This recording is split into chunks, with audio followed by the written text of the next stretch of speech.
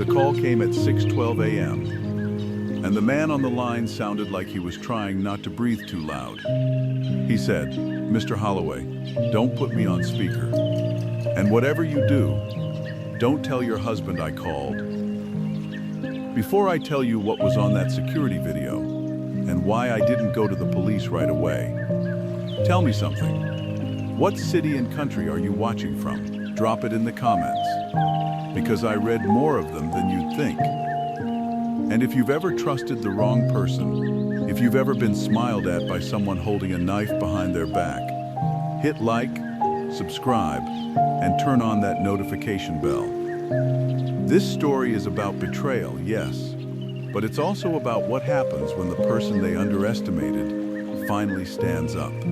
2 days after my daughter's engagement gala, 2 days after I signed an $85,000 check without blinking, my phone buzzed while the house was still dark.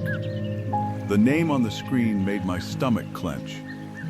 Kellen Price, security manager at the Tide Glass Club in Cannon Beach, Oregon. A place with polished driftwood walls, overpriced champagne, and the kind of privacy rich people pay extra for. I answered quietly. "Kellen, everything all right? Did someone forget a coat?" There was a pause. Not the normal pause where someone chooses words. This was the pause of a man listening for footsteps in his own office. "Mr. Holloway," he said, voice shaky. "Are you alone?" I glanced toward the hallway. Our house was the kind of coastal luxury people put on postcards: wide windows, cedar beams, seagrass rugs that cost more than my first truck. But in that moment, it felt like a stage set. Too clean, too quiet. "I'm alone," I lied. I wasn't. My husband Darren was upstairs. 67, silver-haired, always calm, always composed. Like a man who'd mastered the art of looking harmless. He'd been that way the whole 38 years we'd been together. Kellen's voice dropped into a whisper. "Please don't put this on speaker. And don't tell your husband I called. We reviewed the VIP lounge footage after the event. You need to see it, sir. You need to see it in person." I sat up. "Is this about stolen property?" "No." His breath hitched. "It's about your husband and your future son-in-law." My throat went dry. My daughter, my only child, Leela, was engaged to Ethan Shaw, a guy with perfect teeth and a handshake that always lasted half a second too long. He called himself a wellness entrepreneur. I called him what he was, an ambitious man who knew exactly which smiles unlocked which doors. "Sir," Kellen continued, "please come alone. If you tell them, I don't know what they'll do, but I know it won't be good." The line went dead. I stared at my phone until the screen dimmed. Then I heard Darren's footsteps above me. Unhurried, measured. I set the phone down like it had burned me. And I told myself the first lie of the day. This is probably nothing. But the second lie, the one my gut whispered back, was louder. If it's nothing, why does it feel like the house just got smaller? And when Darren's voice floated down the stairs, warm as honey, asking Mac, "You awake already?" I realized I was about to do something I hadn't done in decades. I was about to look the man I loved in the eyes and pretend.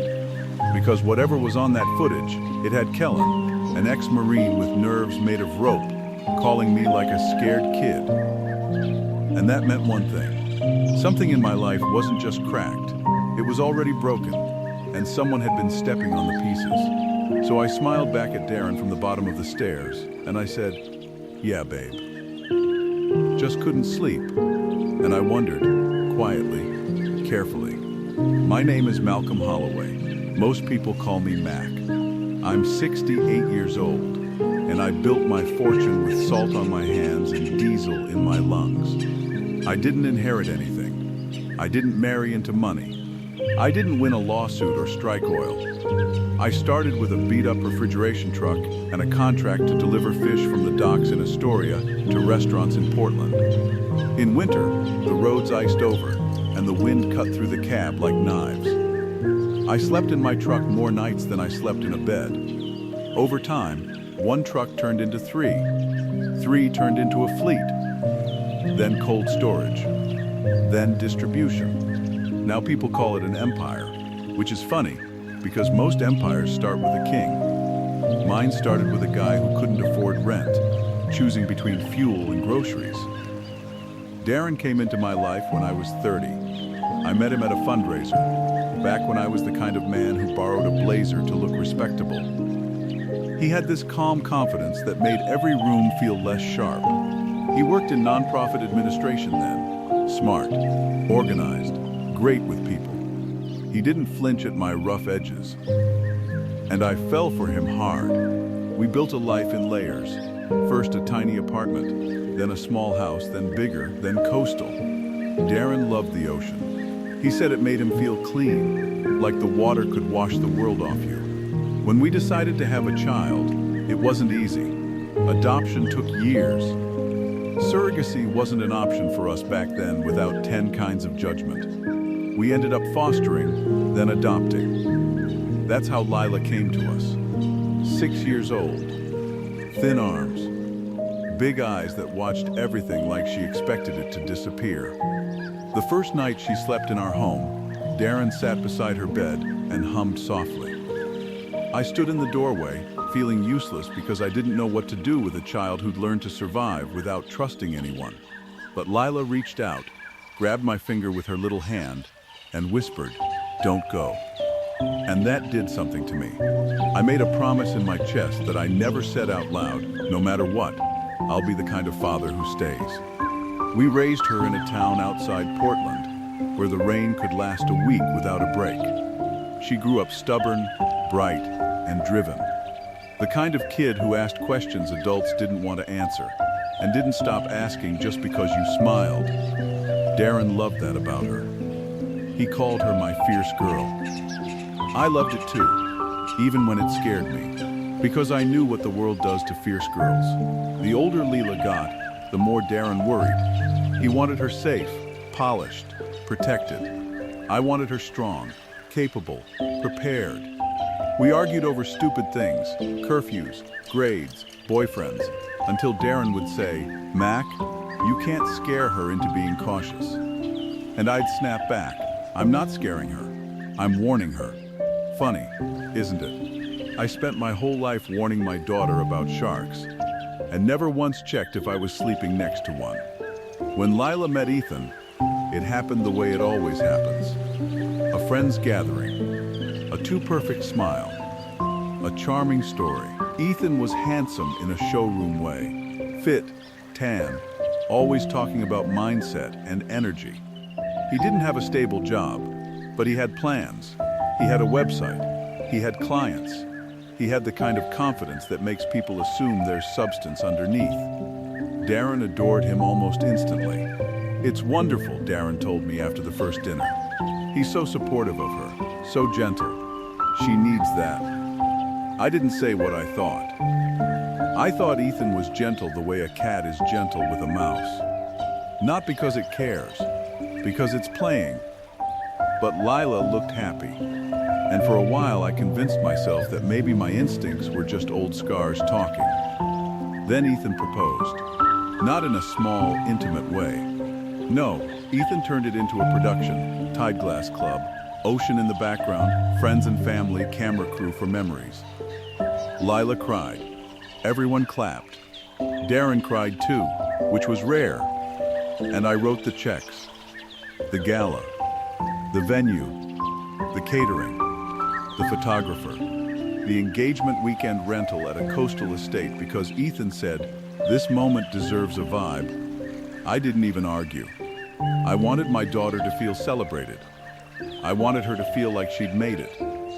And for one night, watching her laugh under string lights while the ocean roared behind the windows, I thought, this is it. This is the payoff. This is what all those cold nights were for. Then the security manager called, and the next morning Darren stood in the kitchen making Lila's favorite lemon tea, humming, looking like a man with nothing to hide. He kissed my cheek and said, "You've been so generous, Mac, I'm proud of you." And I smiled back, because I didn't know what else to do. But my mind kept returning to one thing. Kellen had told me not to tell Darren, not Lila, not Ethan, Darren. And that detail sat inside me like a splinter you can't ignore. So I told Darren I had a meeting in Portland with my accountant, and I drove straight to Tide Glass Club, hands locked around the wheel, trying to remember the last time I'd been afraid of anything. Because I wasn't afraid of getting robbed. I was afraid of what I'd see when the footage played. I was afraid it would confirm the one thought I didn't want to have. My life might have been a performance, and I was the only one not in on the script. The last time I saw him, he was crisp, professional, joking with staff. Today, his eyes were bloodshot. His jaw worked like he'd been chewing stress all night. "Mr. Holloway," he said, then lowered his voice. "Thank you for coming." "Show me," I replied. He guided me downstairs into a security room that smelled like stale coffee and electronics. Monitors lined the wall, each showing a different angle of Tide Glass, hallways, kitchen, parking lot, VIP lounge. He paused the video at a timestamp, 12:41 a.m. "The event ended at 11, he said. "Staff cleared by midnight." This was after he hit play. At first, it was just an empty lounge, leather chairs, a low table with the remains of champagne buckets. Then the door opened. Ethan walked in first. Not drunk, not stumbling, confident. He shut the door behind him and checked the hallway. A moment later, Darren walked in. My husband. My chest tightened so sharply I nearly stood up just to breathe. Darren didn't limp the way he sometimes did when he wanted sympathy. He didn't look tired. He looked awake, like a man who'd been waiting for privacy. Ethan grinned and clapped Darren on the shoulder. "We did it," he said. Darren laughed. Not Darren's polite laugh. A short, sharp laugh I'd never heard in my life. Ethan popped open a bottle of champagne from the lounge bar like he owned it. Darren said, "To Mac." I leaned closer, my palms sweating. Ethan raised his glass. "To the easiest wallet in Clatsop County." My vision blurred for a second like my eyes rejected the words. Darren clinked glasses with him. He wants to feel needed. That's his addiction. Ethan sat back, casual, legs spread like the room belonged to him. "He ate that whole speech I wrote for Leela," he said, laughing. "Tears and everything," Darren smirked. "Mac thinks love is proven with money. He doesn't understand you can buy love the way you rent a kayak. It's temporary and overpriced." I felt like I'd swallowed ice. Then Ethan said the sentence that turned my stomach into a fist. "So when do we do the paperwork?" Darren's face on the screen changed. Businesslike, focused. "Soon," Darren replied. "We've got to time it right. A health scare puts pressure on him, makes him think about legacy." Ethan nodded. "Yeah, the succession angle. Brilliant."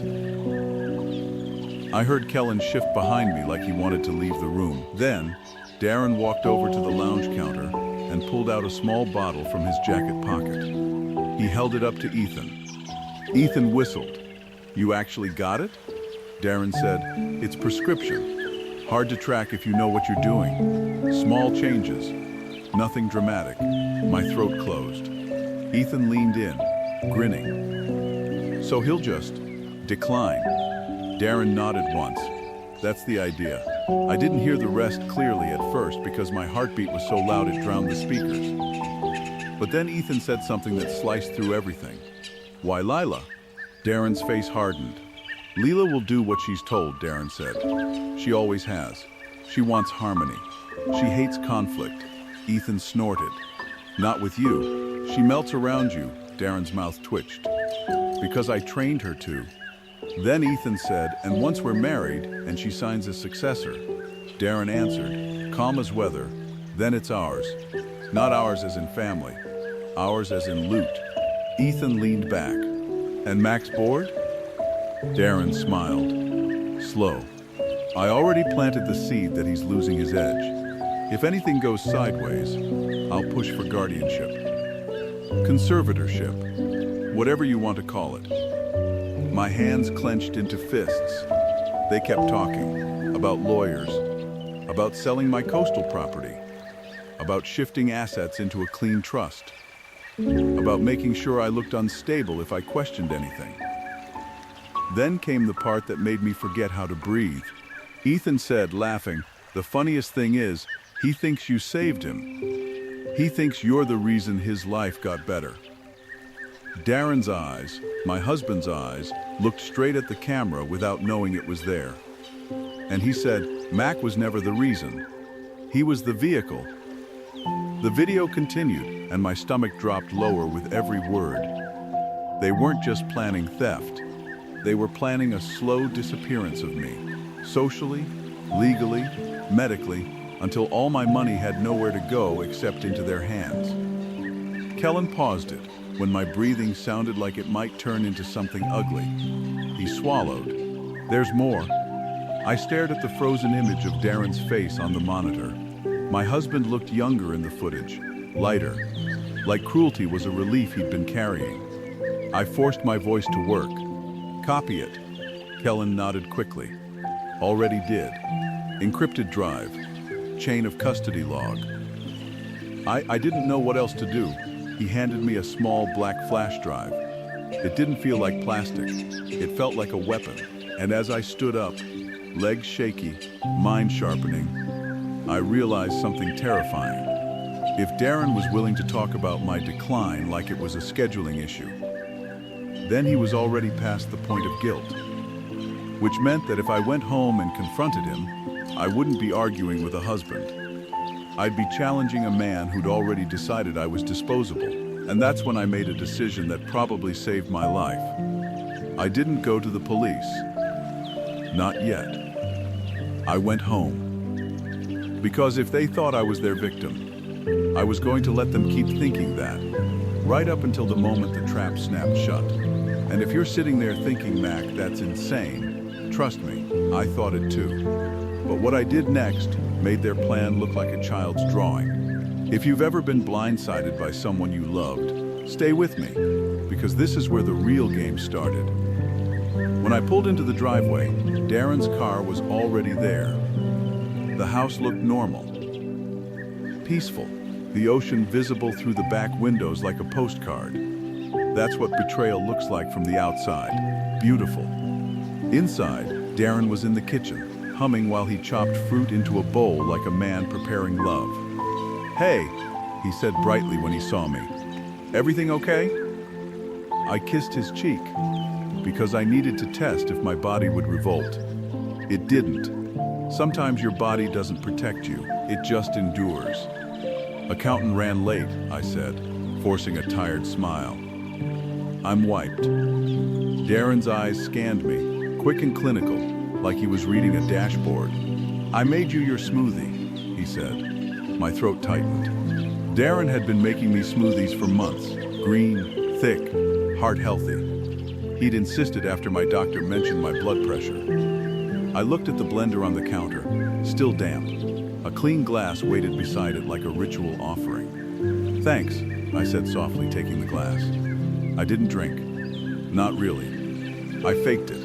I'd learned years ago negotiating contracts. Sometimes you take a sip just to show confidence. But you don't swallow anything you didn't pour yourself. I let the smoothie touch my lips, then coughed into a napkin, letting most of it soak into fabric instead of go down my throat. Darren watched me the whole time. "You okay?"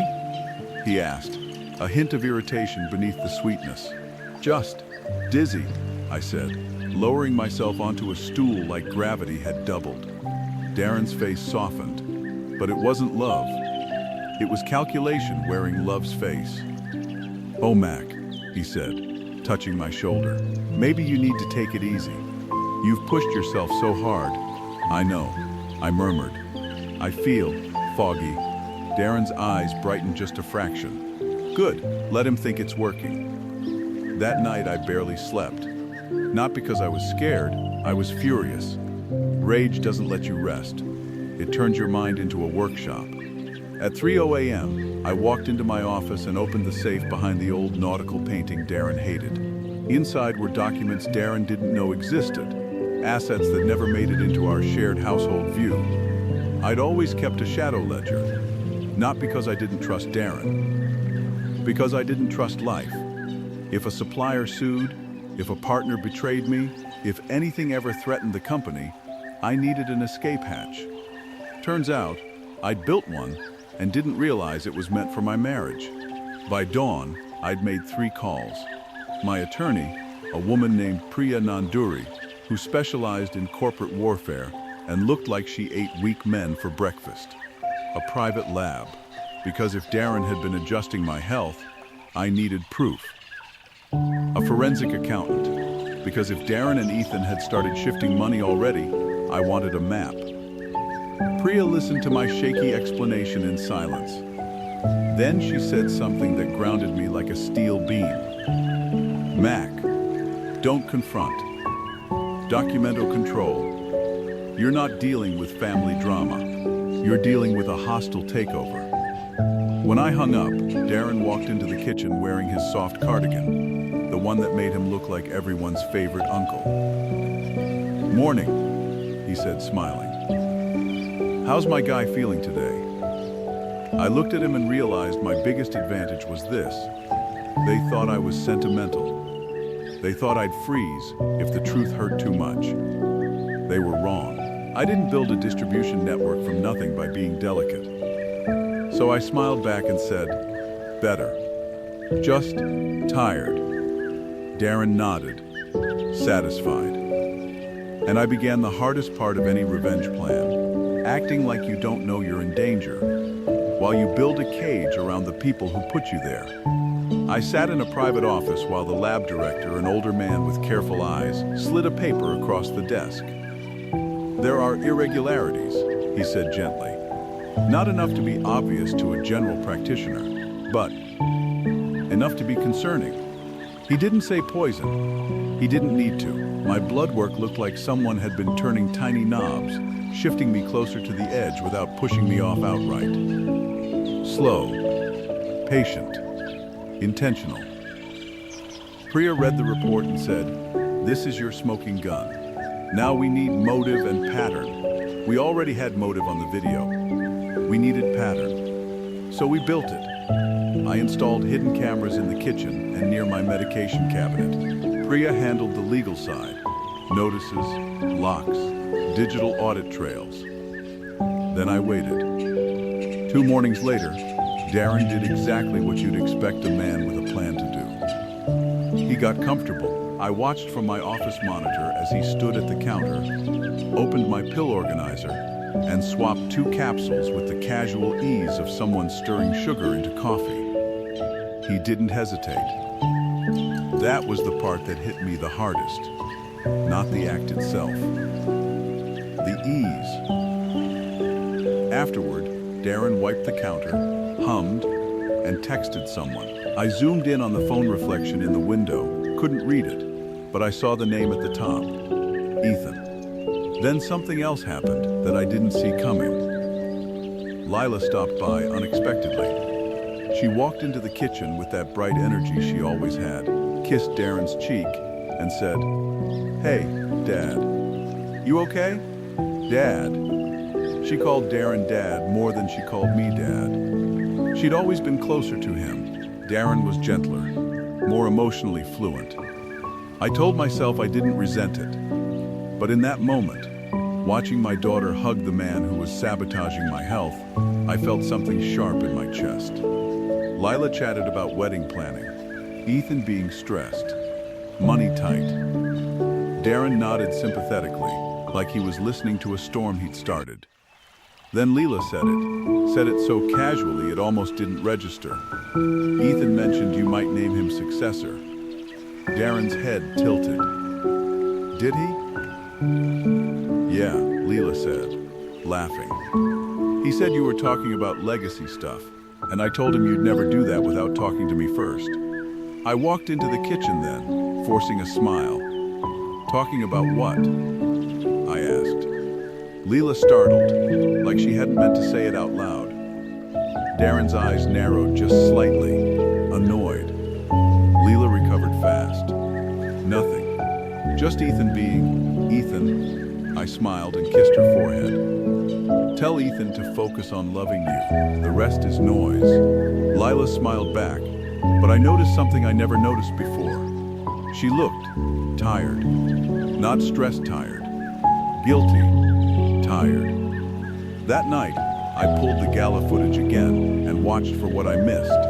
I saw Ethan and Darren exchange a glance when I raised my glass in a toast. Not a loving glance, a confirming glance, like they were checking the clock. Then I checked my emails, and I found it. A forwarded message from my assistant to Darren 2 weeks ago. Subject line, draft succession notes for review. It wasn't meant for Darren, it was meant for me. Darren had accessed my office email. He'd been reading my private discussions with Priya before I even hired her, which meant he wasn't just plotting, he was monitoring. I sat at my desk in the dark and realized the second betrayal wasn't Ethan. It wasn't even the medication. It was this. Darren didn't just want my money. He wanted control over the narrative of my life.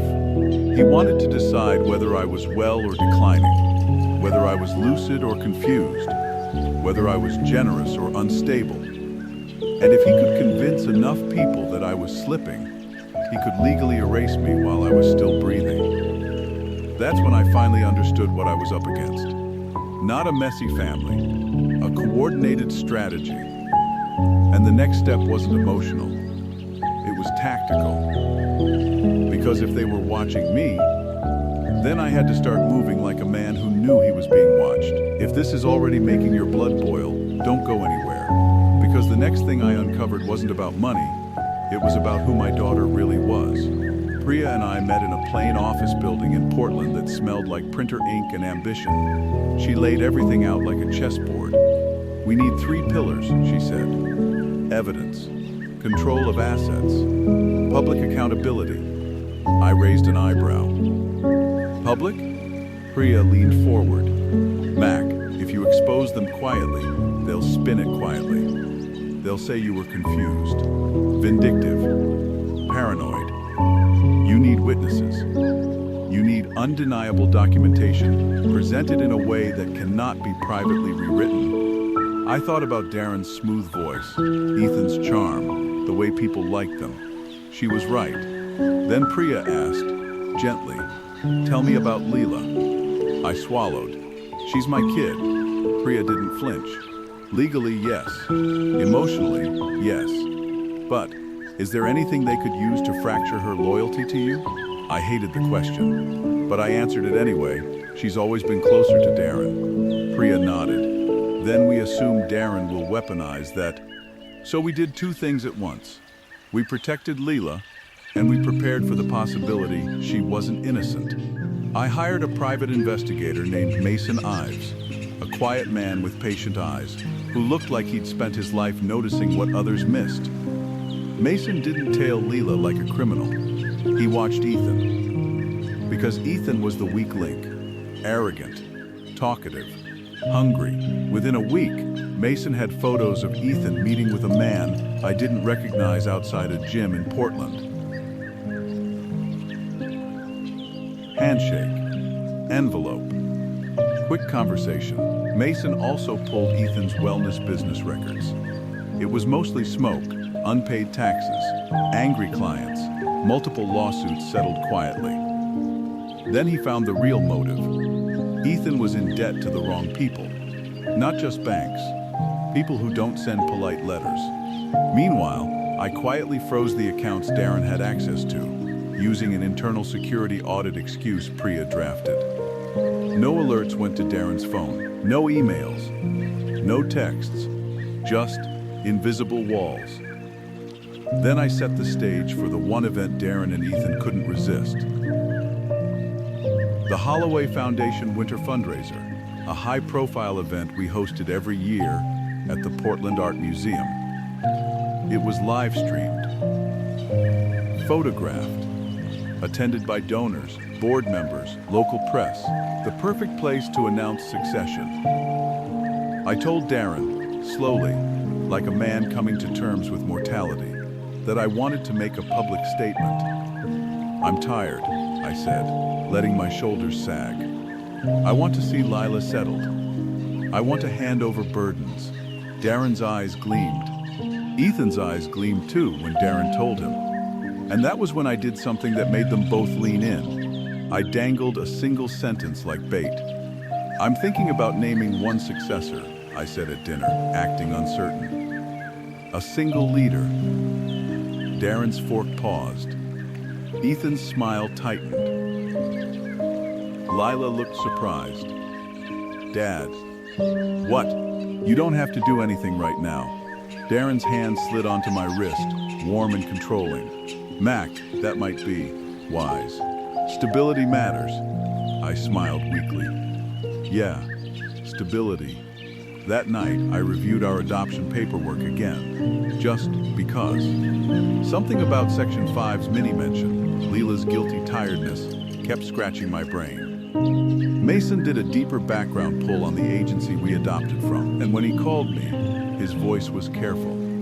"Mac," he said, "this is sensitive. Just say it. The agency director was investigated 10 years ago for falsifying records. Several families were impacted. Some children's origins were intentionally obscured." My stomach dropped.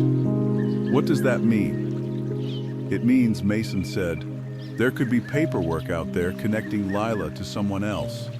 Someone who might still be in your orbit." My mind flashed to Darren. His closeness, his insistence, his control.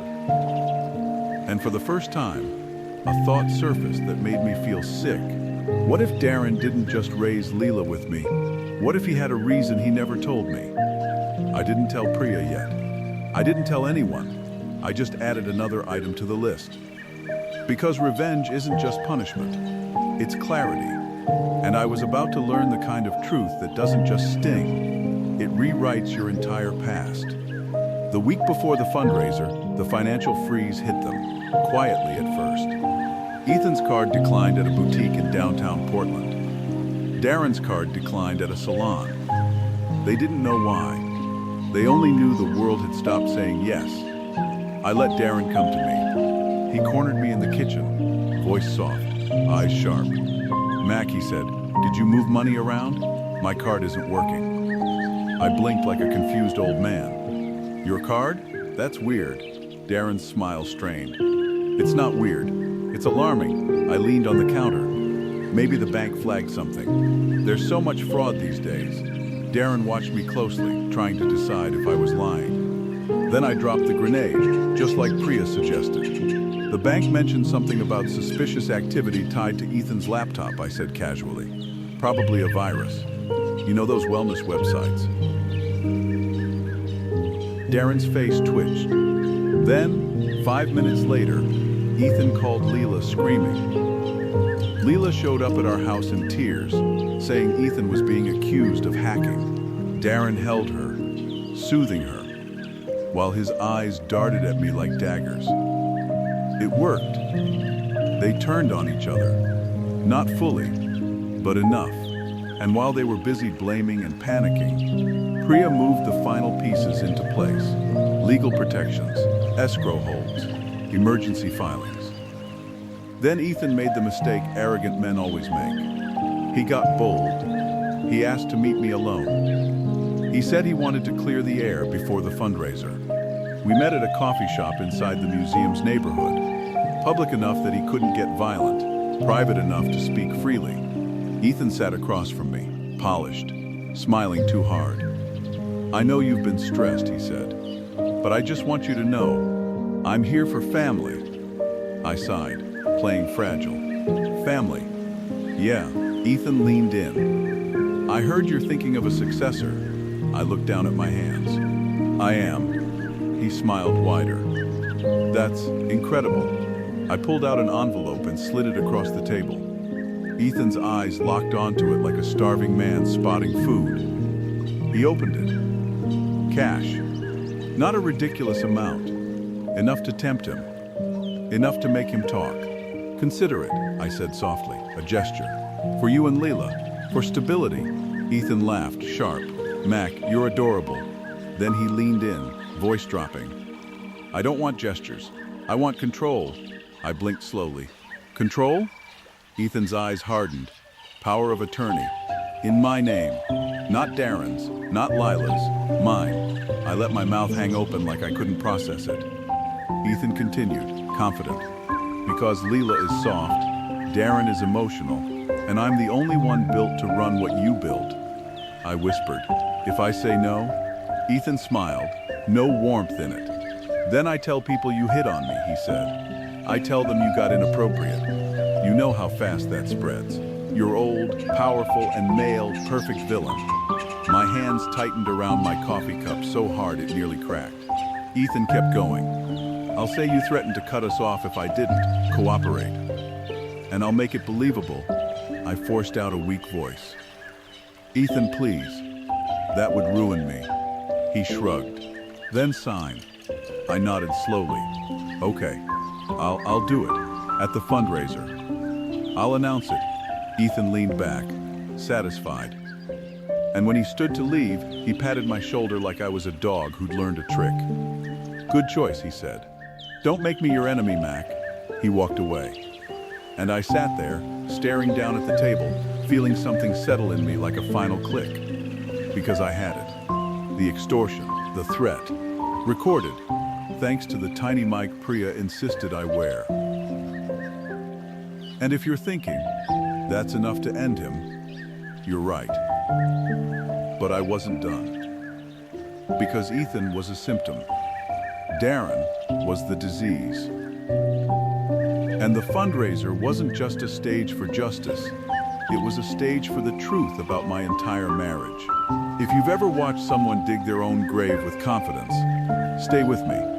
Because Darren brought the shovel to the fundraiser himself. The Portland Art Museum glittered like a palace that night. Strings of lights hung across the atrium. Donors in velvet and suits sipped champagne under modern art and careful smiles. Cameras floated everywhere.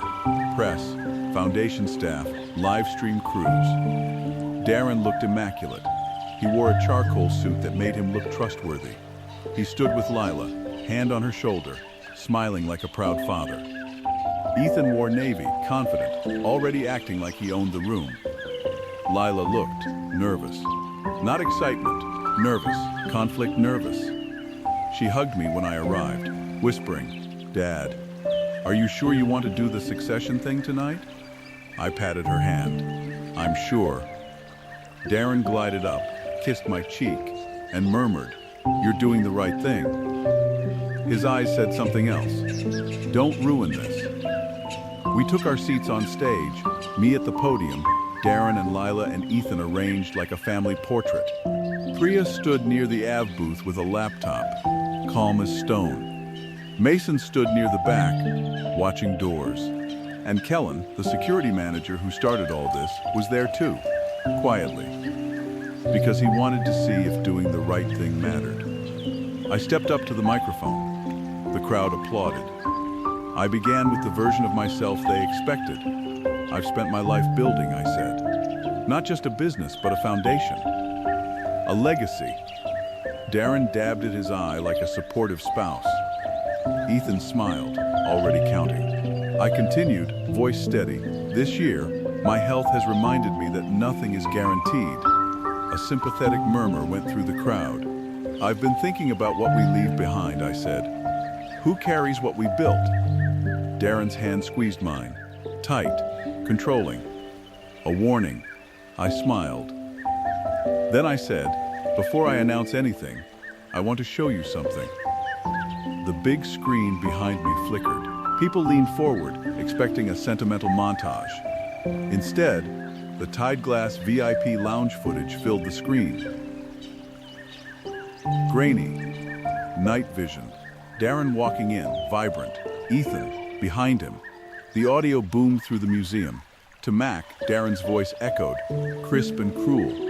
A ripple of confusion ran through the audience like wind through grass. Then Ethan's voice followed, to the easiest wallet in Clatsop County. The room went silent. Not polite, silent. Shock silent. Darren's face stiffened so fast it looked like his skin had tightened. Ethan's smile vanished. Lila's head turned slowly toward them, like her brain didn't want to understand.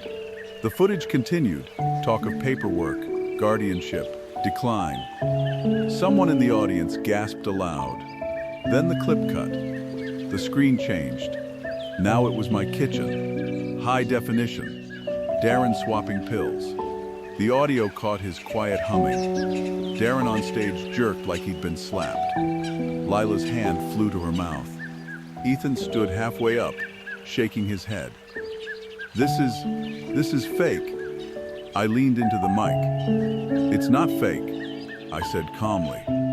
It's my house, my camera, my medication. The audience began murmuring louder now, anger joining shock. Darren leaned toward me, voice trembling with rage. Mac, stop. You're humiliating us?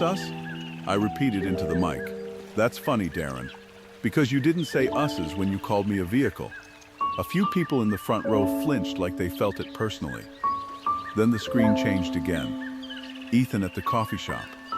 His voice, low, clear, filled the atrium. I'll tell people you hit on me, I'll make it believable. A groan of disgust rolled through the crowd. Ethan's face went pale. Lila looked like she might fall out of her chair.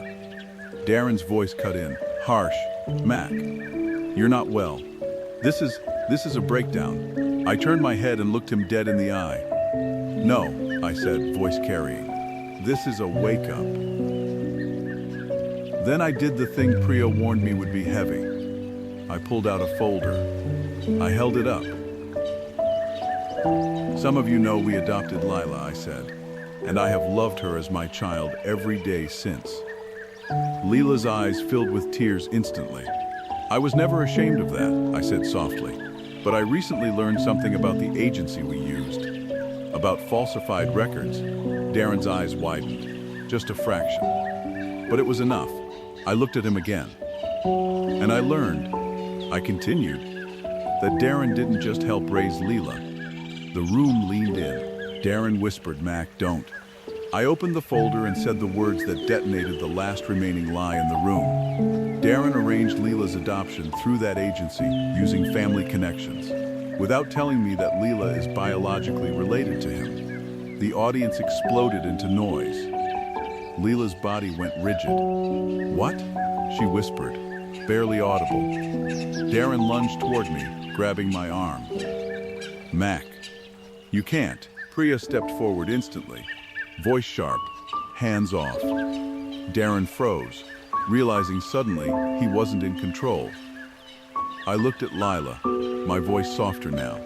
Lila, I said, you're my daughter. That's not changing, but you deserve to know the truth. Darren's cousin signed off on paperwork that buried your origin. Lila stared at Darren like she'd never seen him before. And Darren, my calm, composed Darren, finally cracked. His voice rose, panicked. I did it to protect you. I did it to keep our family together. By lying? Lila snapped, tears falling. Ethan chose that moment to bolt. He stood up, trying to slip off stage, but Kellen and Mason were already moving, blocking exits. And then the sirens came. Because Priya didn't just gather evidence. She filed it. She called it in. And she timed it. The police entered through the museum doors with professional speed. A detective approached the stage, speaking into a mic quietly to Priya first, then looking at Darren and Ethan. Darren Holloway, the detective said, you're under arrest on suspicion of attempted financial exploitation, identity fraud, and medical tampering pending investigation. Darren's face drained of color. Ethan shouted, this is insane. The detective's eyes flicked to him. Ethan Shaw, you're under arrest for extortion and conspiracy. The museum, my donors, my friends, watched as my husband and my future son-in-law were led off stage like criminals. Lila stood there shaking, hands pressed to her mouth, watching her world collapse in public. and I realized something bittersweet. My revenge wasn't the applause. It wasn't the arrests. It was the moment Darren finally understood he couldn't rewrite my story anymore. Because the truth was bigger than him now. And as Darren was led away, he turned his head and hissed, "You'll regret this." I didn't respond. I just watched the mask fall off completely. Because the next part wasn't about them anymore. It was about what I did with the life they tried to steal, and whether my daughter and I could survive what truth costs. After the fundraiser, the headlines didn't call it a family dispute. They called it a scandal. They called it a betrayal. They called it the downfall of a beloved philanthropist's household. But no headline captured the quiet parts, the parts that happened when the cameras stopped.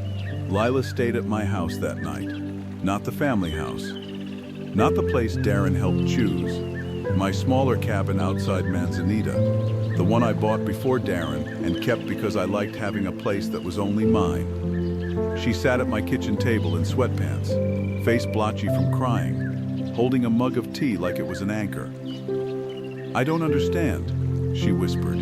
How could he lie about me?" I took a slow breath. "I don't have a pretty answer," I said.